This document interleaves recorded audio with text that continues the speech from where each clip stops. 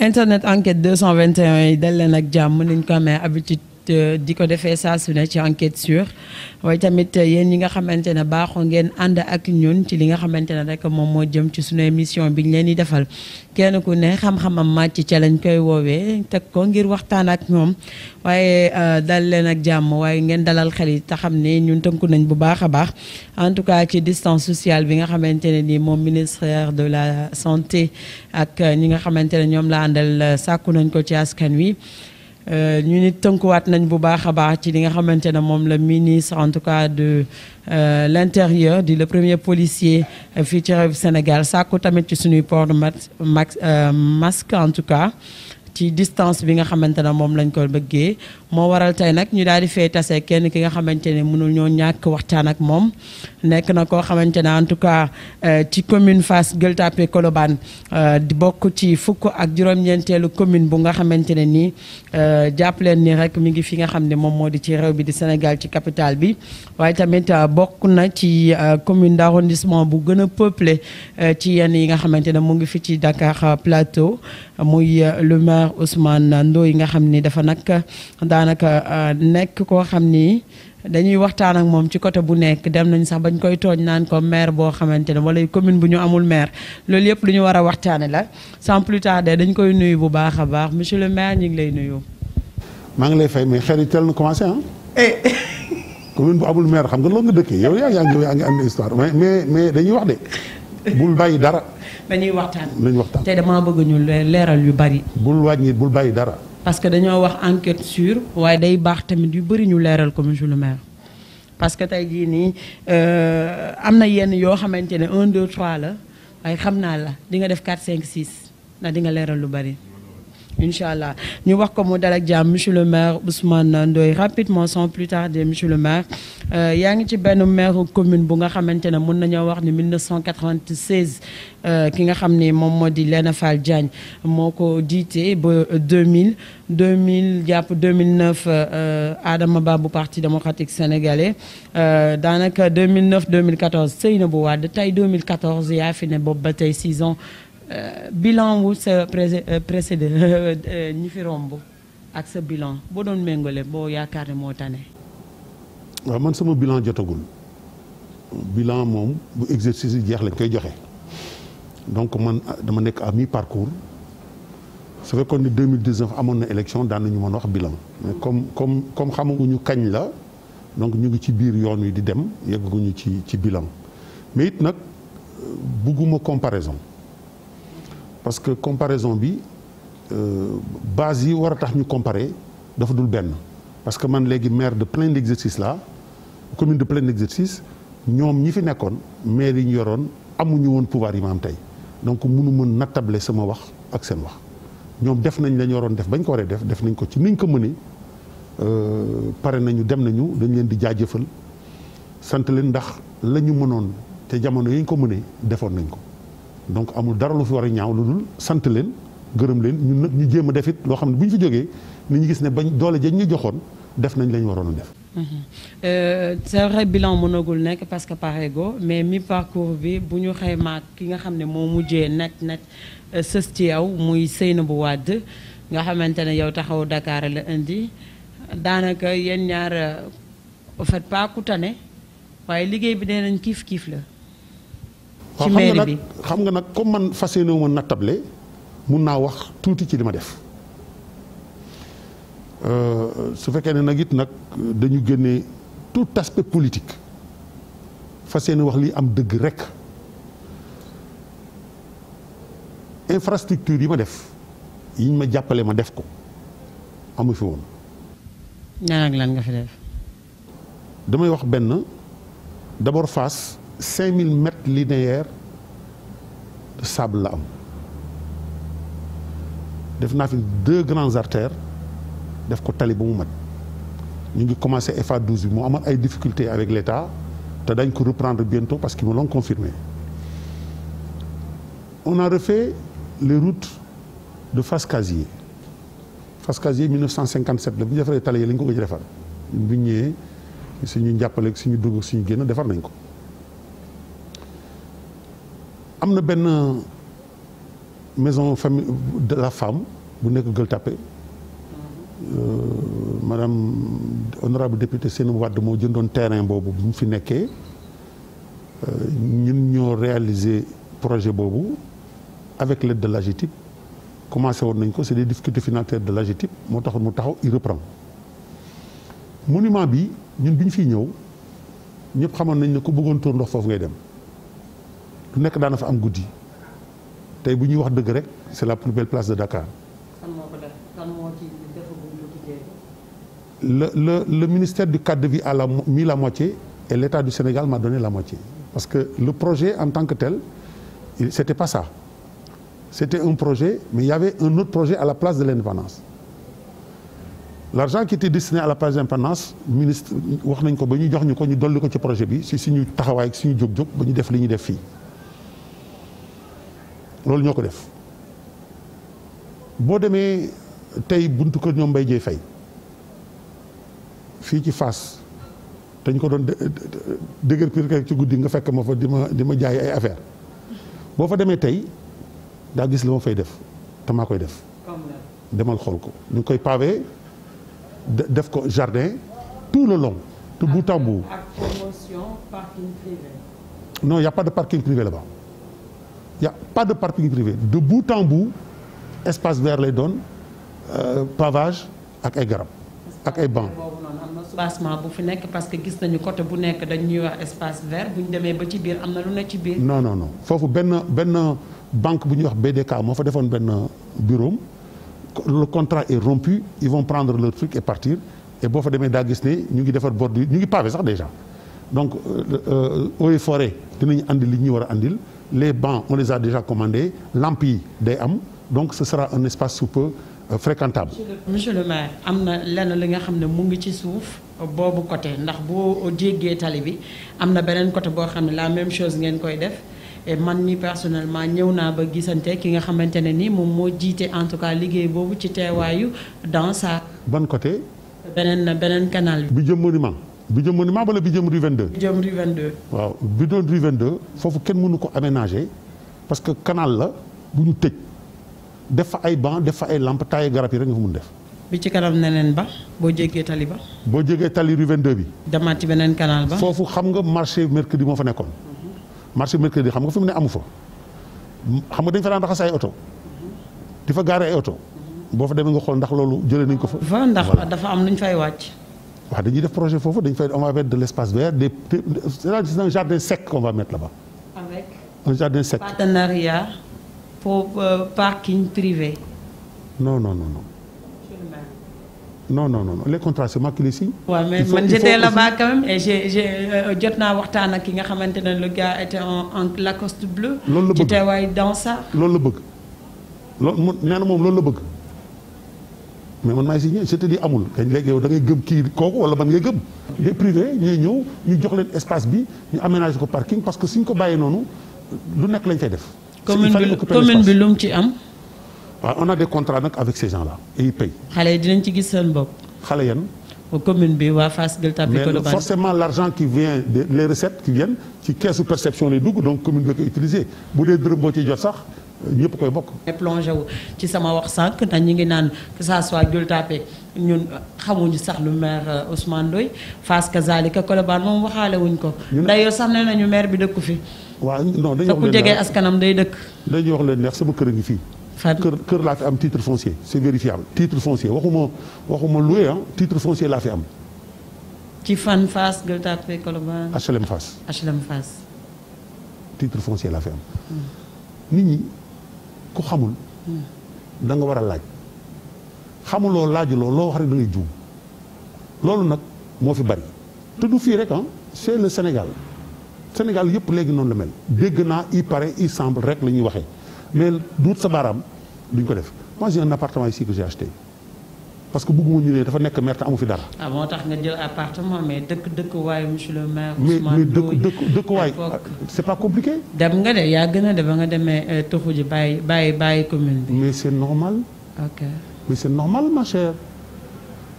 Quand j'ai eu le baccalauréat, que je suis sorti d'ici, je suis allé loger à l'université de Dakar. Quand j'ai fini, j'ai eu un emploi, j'ai été logé ailleurs. Ça n'a rien à voir. loolu du ci dara parce que tey le ministre de la République qui est maire de Vélingara, je donne un exemple comme ça, il travaille ici. Qu'est-ce que vous voulez qu'il aille dormir à Vélingara? Le problème, il n'est pas là-bas. Et pourtant, je suis présent ici tous les jours. Vous m'avez trouvé ici, non? Je suis là le matin, je suis là l'après-midi. Donc le problème, c'est pas d'habiter. J'ai mon appartement ici, je peux dormir là-bas quand je veux. J'ai ma maison ici. J'ai ma famille ici. Parce que c'est ici que j'ai fait tout. Pour ceux qui ne savent pas. Et je l'ai fait avec ton père en plus. Ah ben oui, je l'ai fait avec ton père en plus. C'est tout, je l'ai fait ici à Fassman. J'étais président de l'écurie, j'étais président de l'ASC, j'ai joué ici au football. Tout ce que j'ai fait, je l'ai fait ici. J'étais à l'école Colban 1. Maintenant, à mon âge, il est normal que les jeunes ne me connaissent pas. Ils ne me connaissent pas, c'est normal. Mais c'est waajur bu doon dund noonu la xam na ma. yeneen waajur yi ñi nga xam ne maag ñoom ñoo màggandoo fii xam nañ ma. Mais ça, c'est pas un problème. Il est normal et je l'accepte que ay nit ne xamuñu ma. C'est normal. kon d'accord nga foofu. Mais c'est tout à fait normal. mën nañ ma bañ a xam. Mais est-ce que aussi il faut qu'on soit raisonnable? Est-ce que je dois aller dans toutes les maisons pour dire c'est moi le maire? Mais quand même ngay fexe di jege si parfois dañuy wax ni le maire Ousmane Ndoye présence am dafa manqué en tout cas ci commune bi en plus su ñëwee da lay dig rek mu dem. Bon xam nga loolu aussi nit moo ko wax mais di nga gis keneen. muy la il est trop présent. di nga gis keneen il va te dire cela il est trop présent à la limite même Ousmane Ndoye daf ñuy sonal parce que voilà une mairie où il n'y a pas de rendez-vous. Ici c'est quand je suis là les gens sont dehors c'est pas une bonne gestion si tu veux. Mais je reçois tout le monde, je ne peux pas le refuser, c'est pour ça que je suis là. Je donne l'exemple de Gueule Tapée. Xam nga maire fan lay dem bu amee événement ñu woo ko mu dem lu fa xew ñu woo ko mu ñëw fekke ko te amul lu fay xew ci dëj yàlla na fay yeex yàlla bu mu fay bari ñu woy woote ñëwuma. Maintenant quelqu'un peut dire d'ailleurs je taquinais un gosse avant-hier qui disait à travers la presse moom buñ ko gisee rek dëj a am. waaw ku ñi mañ dëj la xam nga kooku du woon du la gisuma xam nga kooku du la gisuma léegi li ñu mënul li nga xam ne moo warut a mën a am mooy guddi gu jot ma fëgg benn kër ñëw nuyu leen dem sama yoon. maintenant koo xam ne kii nag dafa am une posture politique peut-être dafay naan gisuñu ko dëkku fii xamuñu ko amul ku nekk ci communauté xamuma. ok donc plaisir la en tout cas ndax wax nga ko léegi yaa ak sama papa la woon donc plaisir la doom jàkkaarloog tey papa. xëy na benn avancement la ci ñun wala soñña la de toute façon kontaan nañ pour jàkkaarloog yow ci enquête 221 émission bii nga xamante ne daanaka mooy enquête sur xam ne dañuy yu bëri dañuy préférer waxtaan ci ak ñi nga xamante ne ñooy les concernés en tout cas. Monsieur le maire 2 mars en tout cas 2020 la ñu njëkkoon détecté suñu cas positif ci coronavirus ak tubaab bi ñu wax ni ci Almadies ñu dem affaire yi di def ampleur il y a le 23 mars passé le président Macky Sall def état d'urgence décrété ko assorti benn couvre-feu ñu toogaat tuuti le 3 mu def bilan boobu nga xamante ne nee na 1000 milliards yi pàccal kooku et tout nga njëkk am sa cas communautaire ci sa commune précisément Gueule Tapée bi nga ko njëkkee dégg da ngaa tiit nga jaaxle nga inquiété wu nga ci sa askan loo sentir bi nga ko njëkkee yëg. soo ma mayee dañuy commencer bi cas duggee Sénégal le président de la République jël ay décisions yu mu jël def ay couvre-feu et cetera bi cas yi jógee ñun Gueule Tapée Fass Colobane suñu commune suñu conseil municipal dañu jëkk wax ne gars yi nañu fagaru jot te boobu kenn coowagul nañu fagaru ñu teg ci ñaari fan ñu ne tëj nañ école yi ma dem ne daara yi tëj leen ma confiné leen di leen jox dund ça se vérifie li ma la wax. ñaata daara yi 13 daara ma dem ci 13 daara yëpp jox leen ceeb diwlin sukkur meew. ñaata des bërk démb joxaat nañ leen seen deuxième vague d'appui bërk démb joxaat nañ leen deuxième vague d'appui première vague ba bi affaire bi amee ñu confiné leen deuxième vague bi dem na bërk démb la dem donc ñu jóge foofu. état bi ne day def couvre-feu bala muy def couvre-feu ñun ñoo def lu kenn deful te boo koy bàkkoo marché Colobane ba mu existé ba léegi kenn mësu ko tëj kenn mësu ko nettoyé maa ko tëj nettoyé ko pendant une semaine te li gars yi naan bal tàkkul xaw ma la 3 jours une semaine j'ai fermé le marché de Gueule Tapée le marché de Fass pendant une semaine ñu raxas ko ñu bale ko raxas ko ak ndox sapeur pompier yi pulvériser ko ak service d'hygiène ubbiwaat ko avec des horaires on commence le matin on ferme à 18h avant que toute mesure ne soit prise bien yooyu yëpp xew na fi ñu yow suba teel ñu ne am nañ benn cas communautaire à Gueule Tapée mais avant le cas communautaire à Gueule Tapée on avait un cas à Fass. Cas suspect.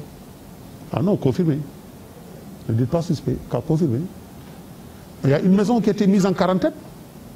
HLM Fass, Fass Delorme, ASC Fass. Fass Delorme. Fass Delorme. Oui. Et nous les avons trouvés là-bas avec des appuis, les gens qui étaient en quarantaine. Fass Delorme. Fass Delorme. Qui fan exactement, monsieur le maire? Non, il ne faut pas. C'est à Fass Du Delorme. côté Bentegné. Côté Bentegné, je m'en limite à ça. Okay. Et aller demander à monsieur Ndao, docteur Ndao, qui s'était manifesté lors du cas de Gueule Tapée, était parfaitement au courant du cas de Fass. D'ailleurs, c'est celui qui s'est occupé de ces malades-là. C'est lui-même qui s'en est occupé. D'accord? Alors, j'ai eu peur.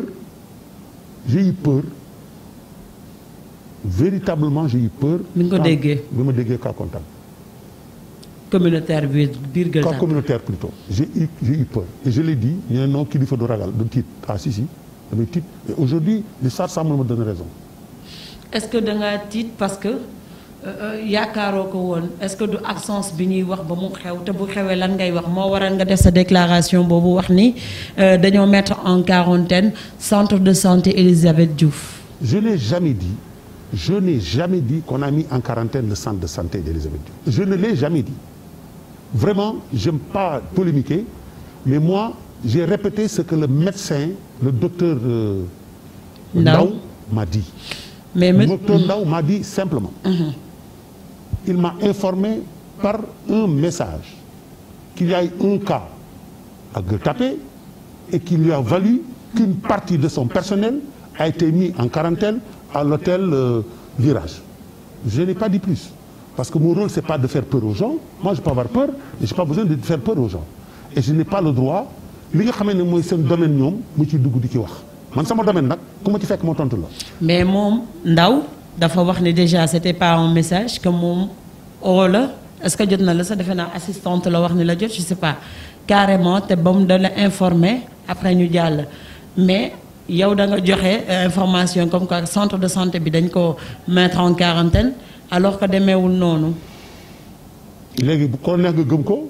su fekkee ne dañu war a génne élément d'appréciation mu jox la ko. moi je n'ai jamais. lan mooy sa élément d'appréciation. non moi c'est un message écrit que j'ai passé avec le docteur Ndao. c'est pas. il vous a envoyé un message. il y a pas seulement un appel téléphonique il y a un message écrit. moom moo la yónnee message. j'ai un message écrit de docteur Ndao si vraiment si lui il exige ou les gens l'exigent je leur montrerai mais teeluñu foofu loolu wees na. il y a des erreurs non si mais fale woon ñu leeral aussi. parce que ñëpp ñi ngi doon wax ni le maire Ousmane Ndoye joxe na loo xam ne xamu ko en tant que premier magistrat. oui depuis pratiquement 6 ans nga nekk ci benn copine te maîtriser woo ko donc loolu. dafay leeral day jot ñu leeral ko. loolu sax daf may dimbali xamul tax mu may dimbali dafay tax nit ñi xam ne ku nekk da ngay wax loo neex ñu gëm ko li ma leen naan du dëgg ku nekk day wax lu ko neex du dëgg man dama lay jox boo paree ma wan la kay lii. C'est un message écrit par le... Je ne lui en veux pas. Il peut avoir mal perçu, les gens peuvent, etc. C'est pas grave. Ce qui est fait est fait. Romb na. Tontuwuma ci it ci télévision te mënoon naa ci tontu mais tontuwuma ci dafa nekk ci liggéey ma nekk sama liggéey.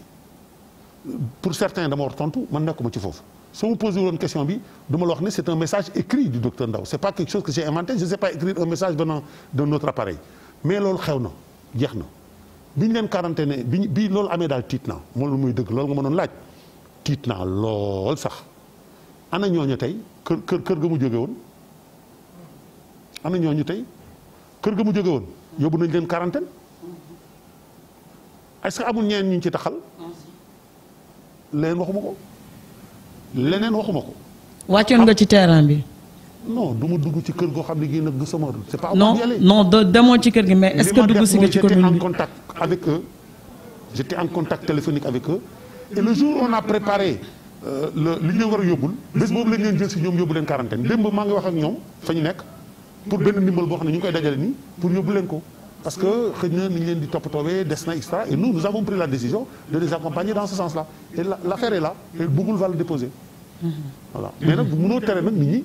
yox leen neex mais nag ku mu neex nga gëm ku mu neexul nga gëm en tout cas bu ñu demee ba toll ci àtte dinañ gis ndax li ñu wax dëgg la wala du dëgg man c'est ça qui m'intéresse. actuellement sa biir koñ wala sa commune lan la ñu jàpp ni le maire Ousmane Ndoye génne na ko pour jàppale leen ci période bi nga xamante ne lépp a taxaw. alors écoute moi ce que j'ai fait bi nga xamee ne gis nañ ne yëf yi moom ba ma déggee ñu wax ay waxu pig que xaw ma luy pig que en tout cas les Chinois attaqué na leen au mois de décembre au mois de mars affaire bi law na fa te ñooñu ëpp doole lii ngay dégg ñu naan nit ñi dañ def ay virement de crédit yooyu kenn jëkkuma ci man maa woo sama conseil municipal ne leen yi ñuy réservé woon dans les appuis des gens des appuis les secours nañ ko dindi yëpp ak yeneen yóbbu ko ci ndimbal li mais maa ngi jàpp ne lii di ñëw nii ndimbal yi du doon benn yoon ñàkkul ndimbal dina am ndimbal amaat nañ jël lu ñu mën ñu def ko ci seet suñu partenaires yi ñu am ñu jàppale ñu pour que bu subaa ñu mën a jàppale suñu nit ñu def un virement de crédit de 187 millions 187 millions. boo ko joxee.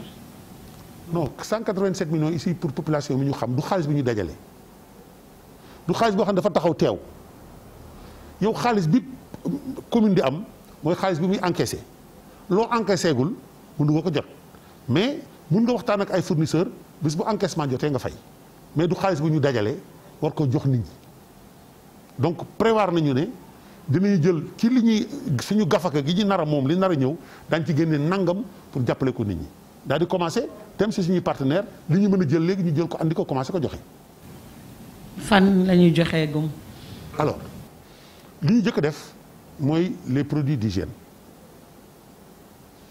dem centre de santé joxe dem ba police joxe parce que police suñu police la percepteur dañu liggéey ñu dem ba perception joxe dem ba préfecture joxe dem ci daara yi joxe dem ci waa église bi joxe ñi nga xamee ne fépp la nit ñi war a daje ñu joxe fa dugg ci population yi di joxe.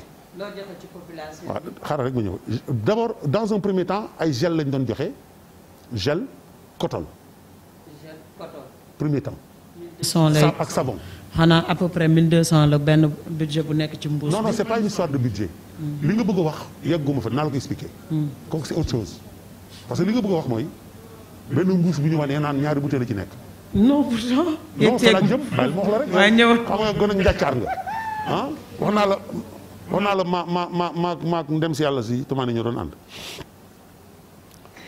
bi kaawu Gueule Tapée bi amee. dafa fekk ñun ñuy préparer fii ay kits. yoo xam ni c'est des kits dans le cadre de l'information de la communication et de l'alerte. ñu ne nañu wut ay kits yoo xam ni dañ ciy bind restez chez vous ay sachet ci biir sachet bu nekk ñu def ci benn coton benn javel benn saabu masque pour que muy xam ne lii mooy li war parce que tu ne peux pas donner à 80 000 personnes ku nekk keesu saabu keesu coton keesu gel xam nga loolu bu la am donc dans le cadre de la communication on a dit dans cette zone qui est infectée nañ dem nit ñi xam ne am na un cas bu fi nekk lii mooy leen di protéger. waaw dañuy waxtaan dañuy waxtaan damay woo financier bi mu wan la li may def ci man su muy jóge ci man. taxaay boo ko jëlee yow foo ko def. ci nit ñi fan laa ko jëmee. mais mu ci li ñoo fi.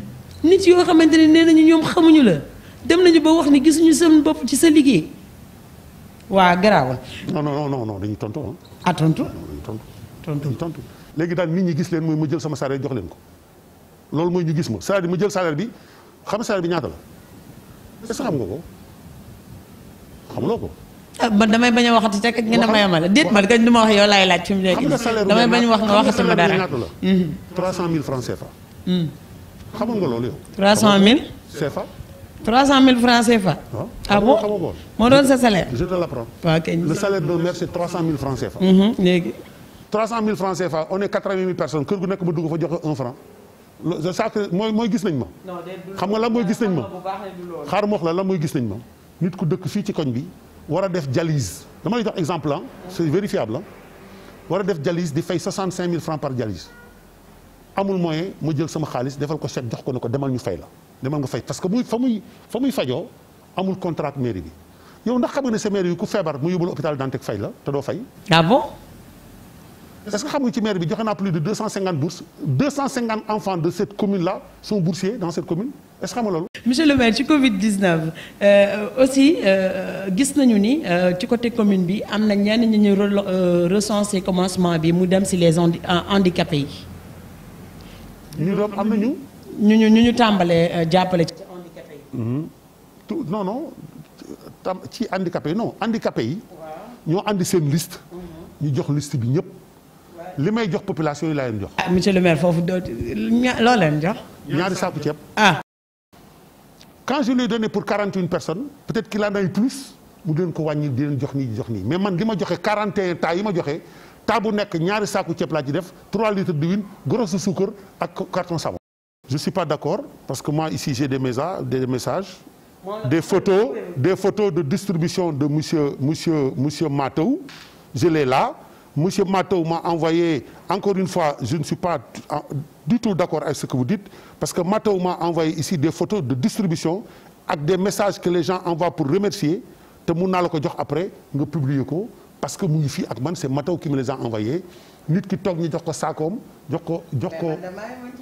oui c'est possible mais je te dis ce que Mataw m'a donné xam nga moi je suis pas sur le terrain fi ma nekk mooy fii ci mairie bi. d'accord nañu ni jox naa leen loolu. ci côté marché yi ñun am nañu ci marché Fass am nañu marché Soumbédioune am nañu marché Colobane donc marché yi bari na feeg yooyu noonu ñu xëy ñu wax ni comme par exemple bu dee marché Colobane monsieur le maire tëj na ko tëj marché Fass lan lañ ciy xaar pour au moins xaaw a canaliser marché boobu ndax gis nañu marché Gueule Tapée fële moom wane nga fa sa bopp. mais marché Fass bon suivre loo ko marché Fass tëj naa ko raxas ko ba nit ñi reprendre seen liggéey. tëj naa ko raxas ko pulvériser ko ñoom commerçant yi ñoo doon génne taabal yi ci biti. c'est vrai mais boo demaatee dina mel ni musuñu fa jaar. mais loolu est-ce que man maa nekk ci biir di ko def. est-ce que aussi tamit duñ ko wutal heure comme ni ñu utalee heure Colobane. marché Fass. ak marché Colobane du benn. du benn ça c'est sûr. marché Colobane c'est 30 fois le marché de Fass gis nga dem dañu yónnee benn vidéo sur le marché de Colobane benn waaye moo taxaw ci kaw. surplombé marché bi di ko filmer gis nga fi oto yi di taxaw di jël nit ñi li fa amoon ci nit ak ni nit ñi tampaloo c'est à croire que lamb bu tas la parce que marché Colobane moo yore bayre boobu gis nga ñi ñuy jëlee marché bi nekk Kër Massar ñooñu dañ daw ñëw fi c'est pas les mêmes types on a fermé le marché de Colobane pendant une semaine réouvrir ko de 6 heures du matin à 18 heures les gens l'ont accepté et on essaie de le respecter mais xam nga yooyu aussi dafa laaj un certain service d'ordre.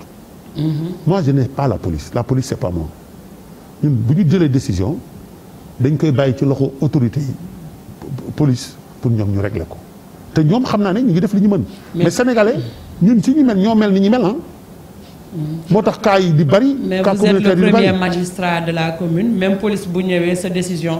ci kawam lay nekk ndax moom sax yow yaay nekk ci kawam xëy na da ngay humilité bi rek mooy dox nga xam ni autorité la tout comme autorité nga rek nga kii mais dañuy faral di wax ni Ousmane Ndoye va en guerre ba Gueule Tapée ci marché bi wane fa sa bopp Auchan ba ñu gis ñu defee damay yéegal fii damay wàcce fii imposer sa bopp bu baax a baax dialogue communication gënul woon. man bëgg naa. ku ne di ci yëg boppam bëgg naa vraiment que les Sénégalais me regardent ñoon ma fan lañ ma gisee ma nekk en guerre.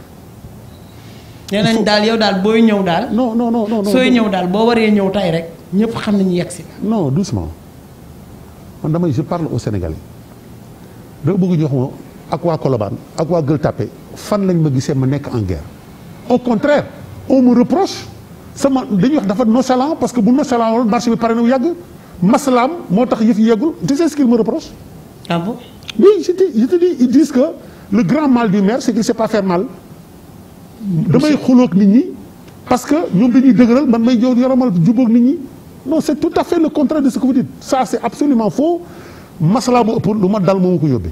ah bon. ah oui dañuy wax naan kii moom bëggul kenn maire et cetera lu ma dal lu ne masala moo ma ko yóbbee aller à Gueule Tapée j'y étais hier là aller su ma ñëwee man aw ma garde corps maay wàcceel sama bopp dawal sama oto su fekkoon ne va-t-en-guerre là su ma wàccee foofu nit ñi dal sama kaw non c'est un non-sens ça fait partie de ce que les gens disent te dara du ci dëkk. c'est absolument faux tey su marché bi vraiment je l'avoue marché bi yéex bi mu yéex c'est parce que moi maa doon maslaa bu maslaa bi. fan nga tolloog Auchan bi ñu ci doon wax sous-entendement. alors ça aussi c'est le moment de m'adresser encore au Sénégal. ñu wax ne da ngaa bëgg a jël fee rek teg fa Auchan xaw ma Auchan musuma gis directeur Auchan musuma dem bureau Auchan musuma sax dugg magasin Auchan ñu yow suba teel ne ma jaay naa marché bi jaay naa ko Auchan lu nekk ñu yekk ma ci ñi ko waxoon ñoo dellu si waat ci télévision bi ne ala wax dëgg yàlla nag yoonam neewu ci dafa fekk ñu jaaxle rek war a wax dara ndax wallahi azim devant le préfet de la République le préfet de Dakar man lu ma la wax rek ça se vérifie lu ma la wax rek ça se vérifie devant le préfet dans le bureau du préfet ils ont dit effectivement kii defuñu dara ndax bëy sax boo ko bëgg a rey ci rono lal dina yuuxu. foo tolloon ak rêve bi nga amoon marché Gueule Tapée ñu dem ba xalaat ci yéegal premier étage deuxième étage affaire rafet piscine lépp ci biir mujj nga yeewu ci rêve boobu. il faut aller au marché de Gueule Tapée aujourd'hui boo demee di nga gis ne les obstacles qu'on avait commerçants dafa am un certain nombre de commerçants yu doon andi ay problèmes ñu mën leen jaay doole parce que nag force reste à la loi et su ma defee un arrêté exécution rek lañ ko war def. mais ñu am ay yu ñu revendiqué ñuy masla mooy li ma wax masla bi ma tardé su fekkoon ne sama décret laa jël jox ko police rek sama arrêté jox ko police dañuy régler problème bi mais masla boobu moo taxoon marché bi yàq ba démb la ñuy soog a toj la grande partie démb allez-y sur les lieux vous verrez que c'est fait lépp masla la gis nga marché bii ñuy defar su paree du man maa fay jaay commerçant yi ñoo fay jaay population yi ñoo fay liggéey. population da nga leen koy jaayaat wala da nga leen delloo seen i magasin. jënduma jaayuma c'est un promoteur avec qui j'ai discuté. monsieur le maire yow sa yëpp promoteur. ñaata nga ciy am kon. mais man du ma tabaxkat. mais koo xamante ne nii dafa jënd magasin am daan ci taaba di taxaw ñu xëy ñu ne dañuy changé waat dañuy defaat ni da lay wóor ne bu koy laalaat day tegaat xaalis bu moytuwul plus la mu ko jëndee woon monsieur le maire. yow léegi sa patron dama koy wax mu dàq la xamul tax. sama patron ngi nii daa mel dafay. xamul tax mu lay dàq. parce que da ngay wax loo xam ne xamuloo ko. bàyyil ma leeral xamoo ko non xamuloo ko. monsieur le maire tamit. bàyyil ma wax la rek sama doom bàyyil ma wax la pour lii dafay baax ci yow ma wax la. le promoteur il faut nga dem jël définition promoteur. man je suis maire je suis pas un entrepreneur c'est pas à moi de construire un marché fondamentalement c'est un entrepreneur mooy ñëw construire ko am contrat ak ñun cet entrepreneur là. on lui a dit moi je lui dis et c'est ça qui est signé avec les commerçants. commerçant bu nekk fa nga newoon. soo paree dañ la fay delloo te doo fay dërëm. kon xam bu ñuy wax naan dañ leen teg amul. c'est un contrat je vous donne la copie du contrat. tous les commerçants propriétaires de magasins à Gueule Tapée vont regagner après la construction dañuy regagner waat seen cantine te dërëm bi ñu ko fay. xam nga yaa ngi naan déjà xaw ma ci dara dama la man sama question mën naa ko indiwaat dama la ne. dañuy gis ñoo xamante ne dañuy taaba ba am seen i magasin ñu defaraat ko suñu paree pour ñu jox leen ko ñu tegalaatal leen lu plus lu ñuy teg. c'est pas le cas de Gueule Tapée. te li ma la wax c'est vérifié parce que ki nekk délégué de marché bi foofu ci boppam dañoo ñëw ci moom di ko ci expliquer et la presse était là-bas donc xam nañ bu baax li ñuy wax monsieur le maire. encore d'accord bu lépp mun na am sama gannaaw mais dama lay wax li ma signé man Ousmane Ndoye maire de Gueule Tapée Fass Colobane li ma signé. wax ko ci rajo bi yóbbu ko préfecture validé ko laa lay wax. mooy loolu. mooy damay toj marché bi bala ma koy toj promoteur bi dama ko exiger ñi nekk ci marché bi ne leen wutal fu mu leen def te duñu fay benn ñaareel bi bu tabaxee ba pare ne leen delloo ku ne la nga moomoon nga jëlaat ko te doo fay. waaye léegi fan nga toll ci koñ yi nga xamante ne nii bu fekkee dañoo génnaat ci côté marché bi ñëw ci koñ bi pour mu mën a dugg ci pèlerinage bi fan nga toll ci koñ yi nga xamante ne que ça soit Fass Gueule Tapée wala Colobane boo rombee day mel ni fii koñ bi amul xeer bu ñu fi yëkkati jal bi cilin bi def noonu et pourtant nee nañu wooy oto mbalit chaque jour day ñëw def day wër def radaaram jël. est-ce que maire bi mooy andi mbalit ni foofu oto mbalit day ñëw jàll. mais monsieur le maire lu ñu wax nga ne est-ce que maire bi. est-ce que mais day jàppale askanam. non il faut qu'on soit sérieux dafa am collecte mbalit c'est pas la mairie. ça on le sait. ICG moo koy def. sa pavage yi fu mu toll. waaw defal ndànk rek bàyyi ma régler mbalit bi. waaw kañ régler mbalit ICG moo koy def. waaw léegi bu ICG jàllee. nit ñi ñëwaat jël mbalit ba def ko waaw maire bi moo yoroon mbalit mu yóbbu fa mais maire bi sonn na nit ñi mbalit mi du fa yóbbu boppam nit ñi ko fay yóbbu ICG. day ñëw ramasser am na ay heure de collecte du ñu xaar ba heure de collecte ñëw ñu génn mbalit bi ICG yóbbu gënul simple mais da ngay jël sànni ko ma àll buur la ku ñëw non il faut qu'on dise les choses telles qu'elles sont il faut que nit ñi aussi ñu discipliné wu am na waxtu woo xam ne oto mbalit bi day jaar waaye nañ denc mbalit bi waxtu boobu ñu génne ko jox ko oto mbalit mu yóbbu ko mais oto mbalit day jaar 10 heures nga bàyyi ba 11 heures nga teg sa mbalit forcément dafay toog ba suba 10 heures loolu du photo mairie bi parce que maire bi du moom mooy collecté. c'est vrai du photo maire bi vraiment dañuy sonal. mais yenn koñ yi nga xamante ne bàyyi ba saa yoo ñëwee woon dugg ci koñ bi nekk fii moom dinaa fi pavé il faut ma jàppale waa koñ bi après duñ la gis. oui mais non ça c'est absolument faux. Ah bon? Ça aussi c'est faux. Ça aussi les gens racontent des histoires. Nous ici moi j'étais très précis. man mënu ma diggee du ma diggee am naa yéene nag damay am yéene mais du ma diggee parce que diggee suba yàlla rek moo ko xam. su ma nee nag lii dañ koy def mun na yàq ñëw mais dama koy def boo nee lii bëgg naa ko def dama koy bëgg def ba bu ko yàlla di dogal mais su ma nee man dama koy def am naa lu mu téye lu war a tax ma nangu koo def maintenant mun na yàq mais dama koy def c'est pourquoi j'aime pas promettre. J'aime pas promettre. mais pavage ñu xaar rek dina sotti. demal seet wax naa maa ngi lay jox exemple allez à Gueule Tapée vous allez à Colobane vous verrez. allez ici sortez ici à la mairie allez aux HLM Fass allez à l'intérieur ici vous allez voir je te conseille simplement boo génnee. non si gis nañu ñaari koñ ñetti rek. oui ci koñ yu ruq yu sewe mais yu mag yi moom ñi ngi xaar waa léegi. non yu mag yi mooy non man affaire bu simple noonu c'est-à-dire man lépp day bëgg mu leer c'est le Sénégal me regarde. na leer xam nga ay waxu daw yooyu du fi am man dama koy leeral. am na yu mag yi ñu waxoon dañ koy pavé te pavé ñu ko wax ma ko ma defarwaat jàkkaarloog yow.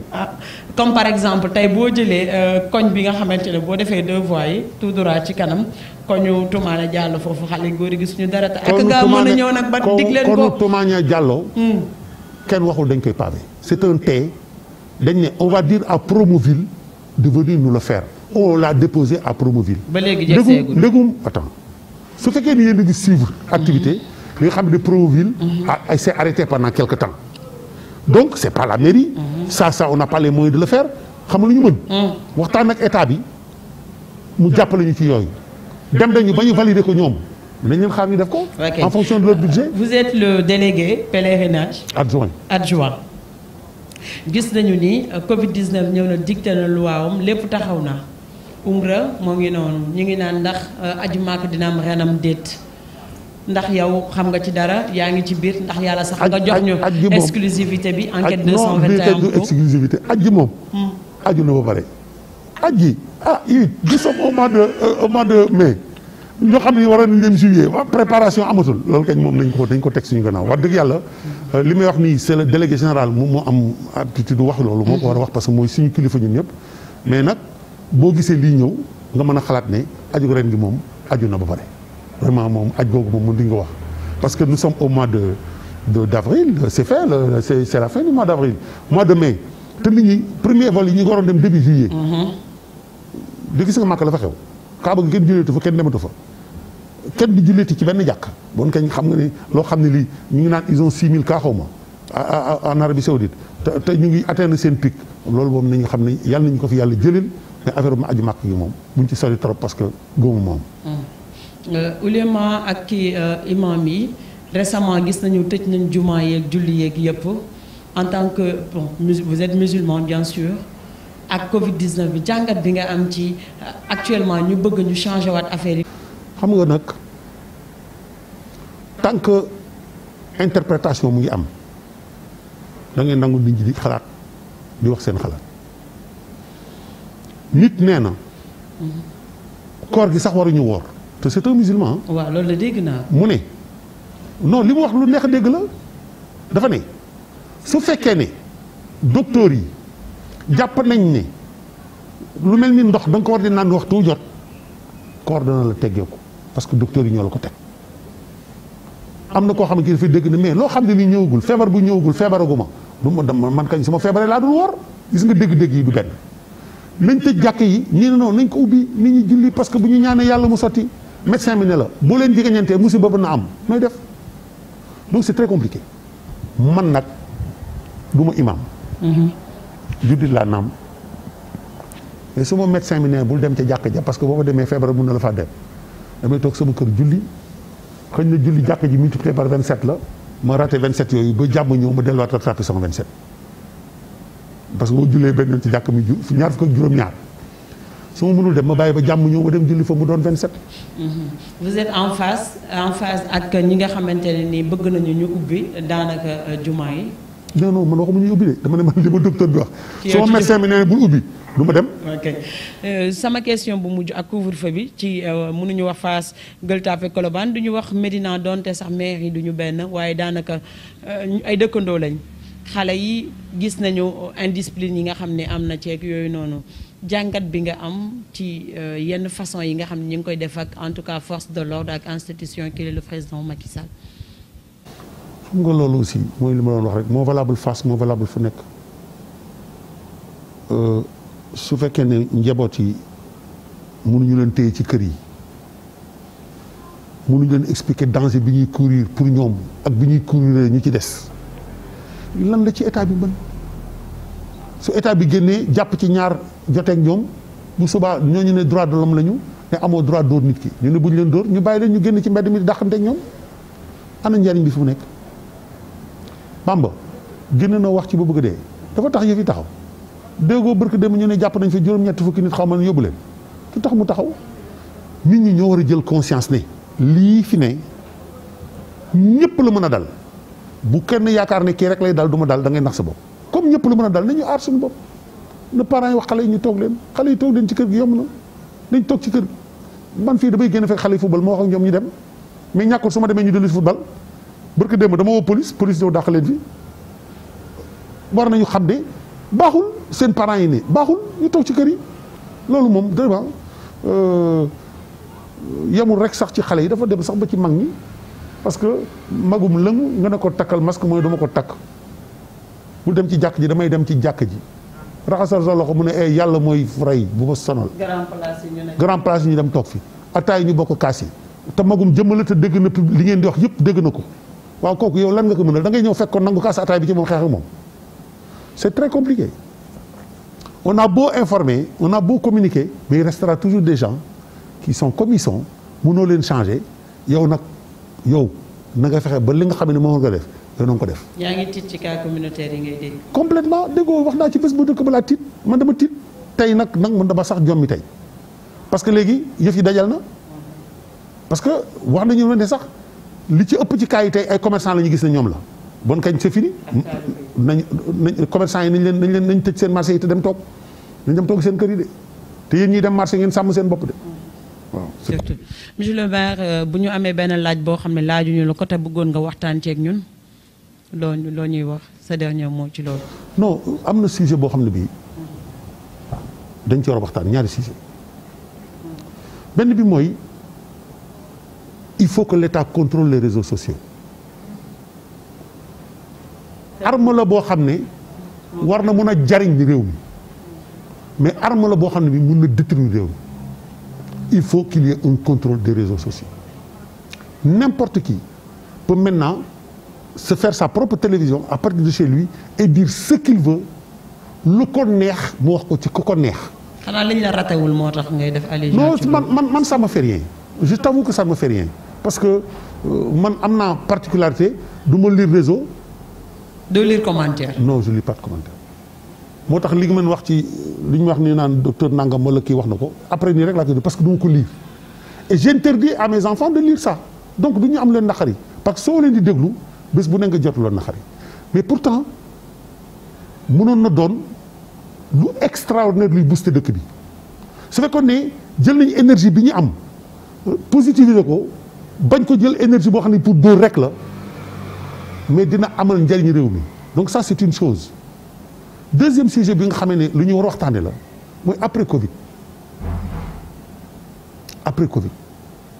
coronavirus bii bu jeexee te day jeex incha allah waa léegi ñun yan disposition la ñu war a jël teel koo waajal léegi bala ñuy bàyyi ba mu ñëw ñu taxaw di wax lu ñu war a waajal la te xëj na war nañu mën a amal njariñ nag parce que am na yoo xam ne mu ngi soppeeku ci nit ñi bu soppeekuwul ci ñëpp it gis nañ ne am na njariñ bu ñu góorgóorlu woon rek ki yoon woowu dëkk bi dina am. su ma demee te laajuma la leen crime wala it péché intellectuel la en tant que maire il y a Aliou Sall votre président au maire Sénégal bokk na ci distribution wu séddale dund bi ànd nga ci wala àndoo ci. il fallait un maire il est le président des maires je ne vois aucun inconvénient c'est pas lui qui va aller distribuer il est là pour contrôler c'est pas lui qui va aller distribuer hein c'est un comité de pilotage.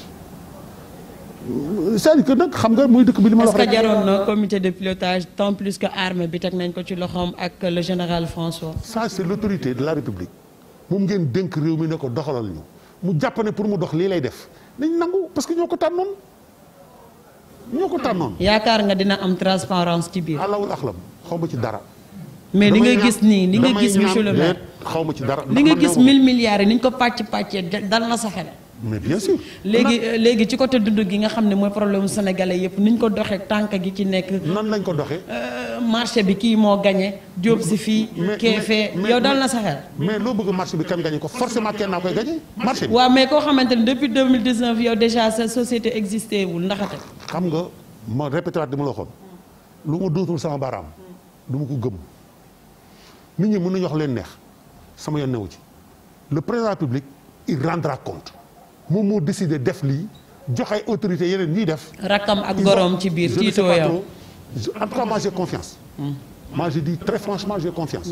c'est que nag lu ñëwagul la ku nekk di ci wax yàlla buy teer na jur jàmm. jërëjëf. enquête 221 remercier na la bu baax monsieur le maire. waaw tu as bien fait de rire parce que xam nga ne bañ naa laa wax ne maag sa bàyyi daan ànd te loolu na ko télévision bi génne xam nga am naa lu may seet sinon dinaa la fi wax. loo xam ne Amina day dagg loolu. Amina su ma seetlu woon dara dinaa la wax loo xam ne mais baax na non c'est bien je suis content. c'est comme ça les débats. nañu waxante li ci nekk. mais nañu waxante li ñu xam. nañu waxante li nga xam ne mooy dëgg. tu provoques c'est bien c'est comme ça qu'un journaliste fait aussi ku nekk ak sa style sa style mooy provoquer ba.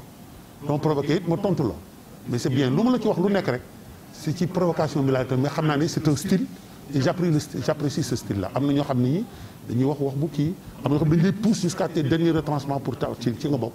Il y a une dame qui est dans une des télévisions noonu lay def mais c'est un style que j'apprécie en tout cas je te remercie d'être venu me voir je suis très content j'espère que les populations m'entendront et que comprendront ce que je suis en train de dire.